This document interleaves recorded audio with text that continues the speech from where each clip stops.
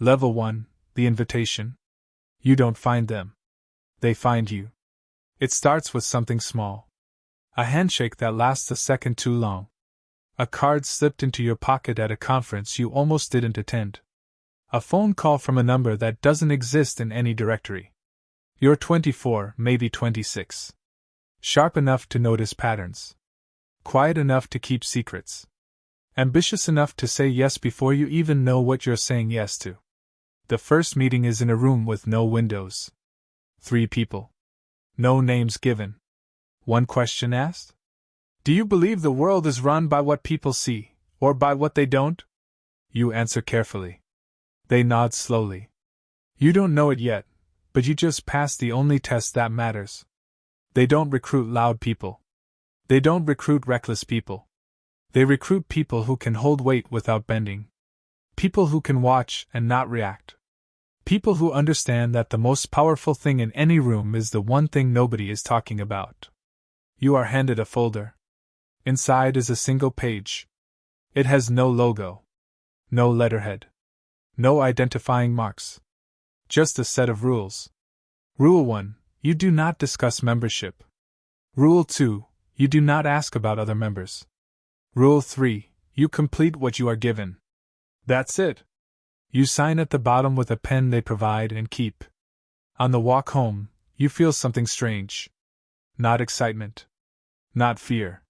You feel chosen. That feeling is the most dangerous thing they ever give you. Because at level 1, you are not chosen. You are being tested. You are being watched. You are being shaped.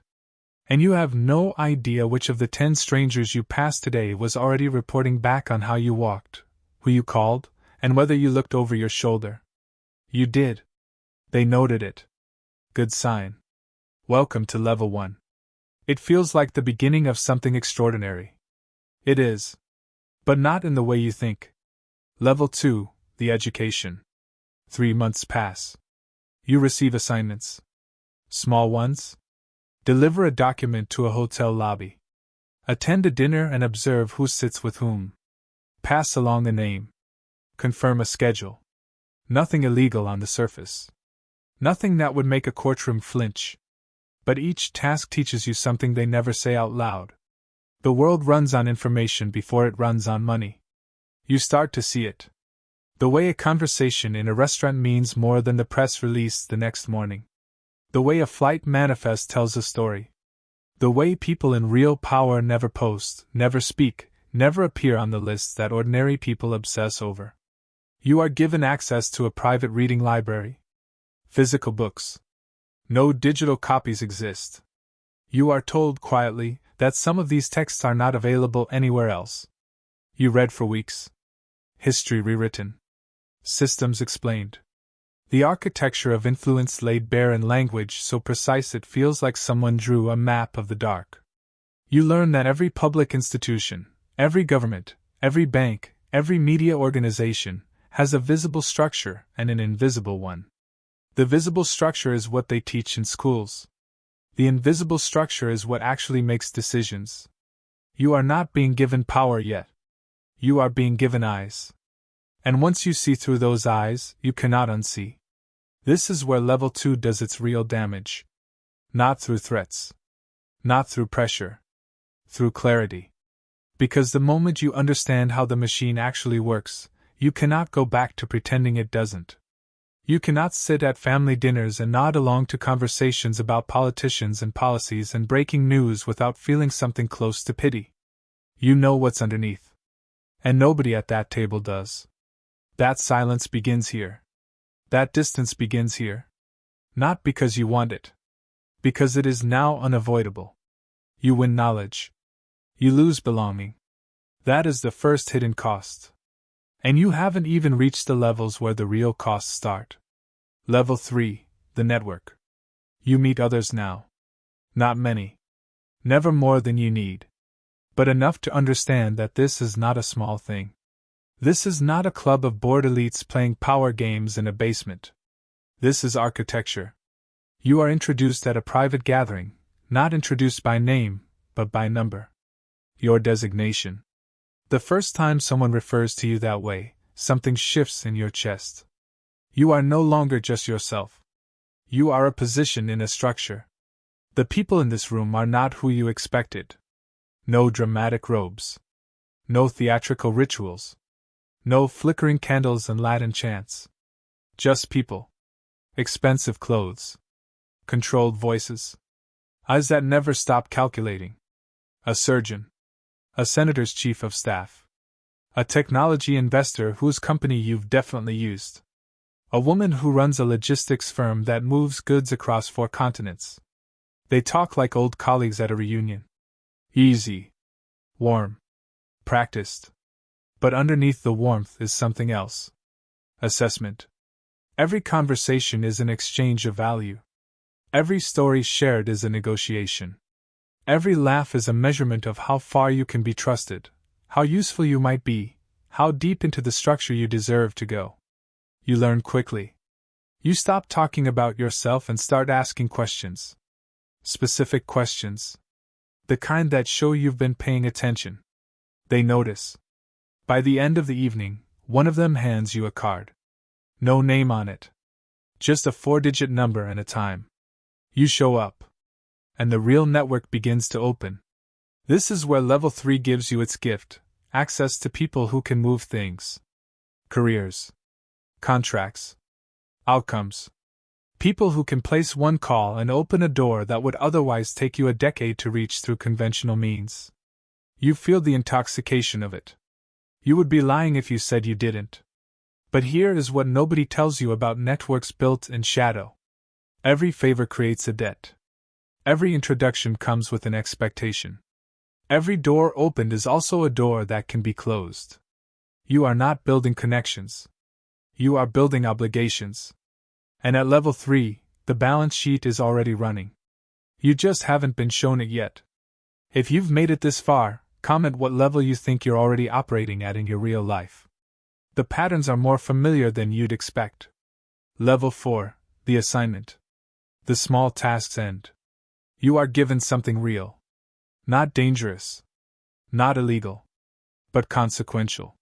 You are asked to influence an outcome. Not dramatically. Not visibly.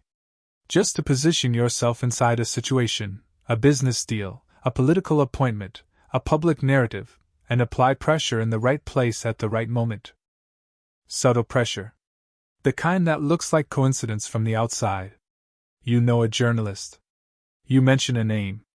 A story shifts direction. You sit on a panel. You steer a conversation. A reputation is quietly elevated or quietly buried. You attend a meeting as an observer. Afterward, you file a report, not to a company, not to a government, but to a contact 2 levels above you whose face you have never seen. And the outcome changes. You watch it happen in real time. A decision made 3 weeks later in a boardroom you've never entered, a decision that affects thousands of people who will never know your name, happens partly because of you. This is the moment Level 4 breaks something open. Because you expected power to feel like a wave. Loud. Visible. Cinematic. Instead it feels like a whisper. Quiet. Precise. Untraceable. And that is so much more terrifying than anything you imagine. You realize for the first time that the people with the most actual power in the world are people whose names trend nowhere. They have no viral moments. No controversy cycles. No public persona to manage. They simply move the chess pieces. And you are now one of the hands on the board. The elevation feels incredible. For about 2 weeks. Then you start to notice something. You are being watched more carefully now. Not threatened. Watched. Every interaction is reported somewhere. Your reliability is being scored. Your judgment is being graded. Your loyalty is being measured against a standard you haven't been shown. You are not just doing assignments. You are being audited. Welcome to Level 4. Where you discover that the price of real influence is the permanent surrender of privacy. You win consequence. You lose anonymity. And there is no going back to the version of yourself who didn't know how to move outcomes without leaving fingerprints. That person is already gone. Level 5, the sacrifice. Something happens at level 5 that nobody prepares you for. The organization asks you for something personal. Not money. Not information. Not a task. A relationship. Specifically, someone close to you, a friend, a family member, a partner, has become a liability. Not through malice. Not through wrongdoing. Simply through proximity. They ask too many questions. They notice your absences. They have connections to people the organization considers complications. You are not asked to harm anyone. You are asked to create distance. And somehow, that is worse. You do it carefully. You manufacture a coldness. Small withdrawals over weeks. Less responsiveness. Shorter visits. Vague excuses. The relationship doesn't end dramatically. It just fades. Like something left in the rain. They never know why. You do. And you carry it. This is the emotional architecture of level 5. The organization does not break you dramatically. It doesn't need to. It simply places enough weight on the personal side of your life, quietly, consistently, until the personal becomes smaller and the mission becomes everything. You wake up one morning and realize that your world has narrowed. The people who know the real you, the full you, are nearly gone. Replaced by contacts, associates, fellow members who are friendly but never close. Because closeness is vulnerability, and vulnerability is a security risk. You are succeeding at something most people would call impossible. And you have never felt more isolated in your life. You win status inside a system most people don't know exists. You lose the ordinary texture of a human life. Sunday dinners. Old friends who laugh at things that happened 15 years ago. The person who knew you before all of this. Gone. Not taken violently. Just eroded. Level 5 is where the machine finishes its first phase of rebuilding you. You no longer belong to your old life.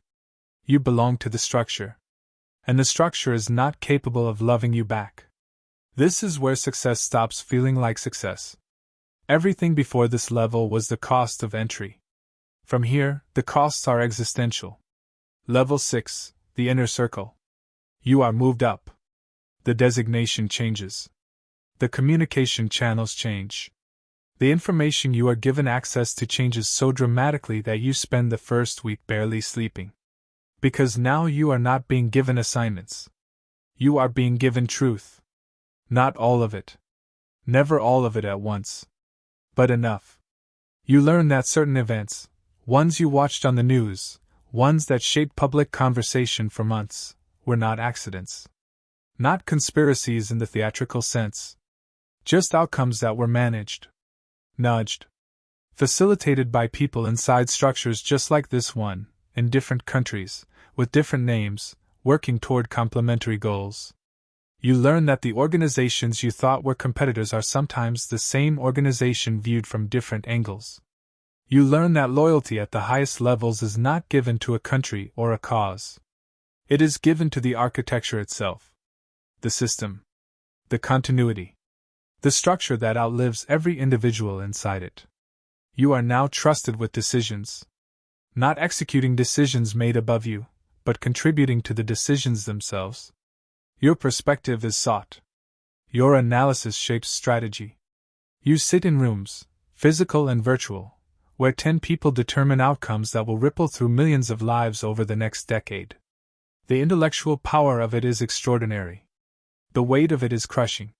Because you are not a superhero. You are not all-knowing. You are a human being making consequential calls with incomplete information under time pressure, and the margin for error has disappeared entirely. You begin to dream about the decisions. Not nightmares. Just replays. Running the logic again. Checking the variables. Wondering if there was something you missed. At level 6, the pressure becomes atmospheric. It is not applied to you. It simply exists around you like gravity. You cannot turn it off. Cannot leave it at the office. Cannot explain it to anyone outside the room. You win genuine power. You lose rest. Subscribe now. Because what happens at level 7 is the part most people who reach it never see coming. Level 7, the mirror. This is the level where you look at yourself and do not immediately recognize what you see. Not because you've changed physically, but because the person you are now makes decisions the person you were at 24 would have found unacceptable. You have authorized information manipulation. You have allowed outcomes that hurt specific individuals to protect larger structures. You have stayed silent when speaking would have been the moral choice and the strategically catastrophic one. You told yourself each time that the math justified it. Macro over micro. System over individual. Long game over short pain. And maybe it did justify it. Maybe the calculations were correct every single time. But correct math and clean conscience are different currencies. And your account in the second one is overdrawn. Level 7 is the mirror level. Not imposed by the organization. Imposed by your own psychology. Because humans are not designed to hold sustained moral dissonance without cost. The mind finds ways to manage it, compartmentalization, rationalization, distance, but the cost accumulates in spaces you don't check often. You become colder in ways you didn't choose. Quicker to cut. Slower to trust. Less moved by things that once moved you. Someone cries in front of you, genuinely, in real pain, and you notice that your first internal response is not empathy. It is assessment. What does this emotion mean? What does this person want? What is the strategic implication of this moment? You catch yourself doing it. And that catching, that horror at your own reflex, is the only proof that something human in you is still alive. Hold on to that. Because the levels above this one will test whether it survives.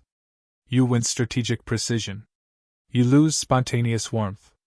And the worst part? Nobody outside the structure can see the difference. You still smile at the right times. Still say the right things.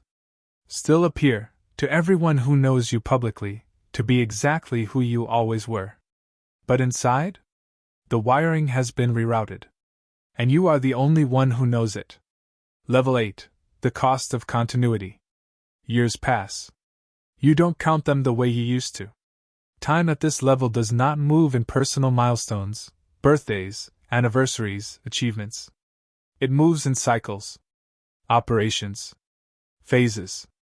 Transitions of leadership inside the structure that you navigate like weather systems. You are now responsible for bringing others in. Finding them. Testing them. Guiding them through the early levels. And this is where something breaks open that you were not prepared for. Because watching someone else walk through level 1, watching the excitement in their eyes, the hunger, the feeling of being chosen, you see yourself with a clarity that is almost unbearable. You remember that feeling. You remember thinking that this would make you exceptional. Different. Free in ways ordinary life never allows. And now you are watching it happen to someone else. Someone younger. Brighter in that particular way that hasn't been worn down yet. And you want to warn them. You don't. Because you can't. Because the structure does not permit that conversation. Because the architecture depends on each level being discovered rather than warned about. But the wanting is there. Quiet and persistent. Like a conscience that survived everything the machine threw at it. You are building continuity. Not legacy in the sense of being remembered. Legacy in the sense of the structure continuing after you. The knowledge passing forward. The architecture persisting. You are now a load-bearing wall. And load-bearing walls do not get to rest. At level 8, the isolation is complete. Not lonely in the ordinary sense. You are surrounded by people. Important people. Constantly. But truly known by none of them. Because to be truly known is to be truly vulnerable, and you have not been truly vulnerable in years. You win permanence inside the structure. You lose the ability to be reached. By anyone. Including yourself. Level 9, what you actually built.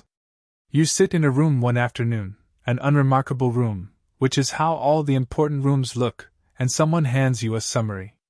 Decades of activity. Outcomes influenced. Structures maintained. Transitions managed. Crises contained. A history that will never be written publicly. That exists in no archive accessible to the people affected by it. You read it. And you feel something unexpected. Not pride. Not satisfaction. A question. Was this the right architecture? Not the individual decisions, those were made, accounted for, closed. But the entire framework. The premise. The idea that the world is better managed by invisible hands than visible ones. You believed it once without examination. Then you believed it because the structure rewarded belief. Then you believed it because you had sacrificed too much to stop. But now you are old enough inside this life to hold the question honestly. And the question does not resolve. The world the structure helped build is either the dystopia its critics imagined nor the stable order its architects promised. It is complicated. Imperfect.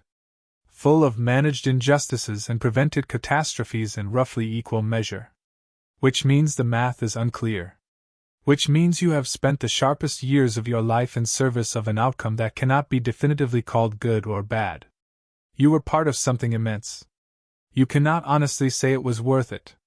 Not because you have regrets in the dramatic sense.